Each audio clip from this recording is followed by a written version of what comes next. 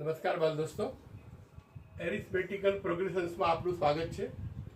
21, 18, 15, 12 પછી 9, 6, 3, 0, -3, -6, -9, -12, -15, -18 એમ કરતાં -81 સુધી આપણે જવાનું છે।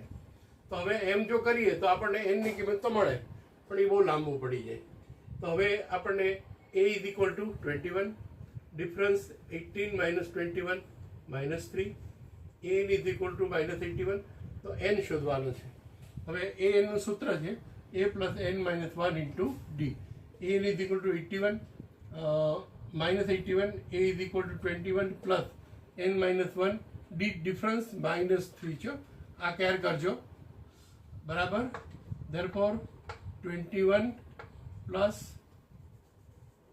-3n minus plus 3 -81, therefore -81 minus 21 minus 3 is equal to -3n। હવે આ બધાનો સરવાળો કરો, 3 ને 1 4 ને 1 5 8 ને 2 10 -105 is equal to -3n। બે બાજુ ઓછા તો બે બાજુ વત્તા, therefore 3n is equal to 105, 3n by 3 105 by 3, તો 3 ઉડી જશે, તો n is equal to 105 ને 3 વડે, તો that is 35, the value of n 35 આપણને મળે છે।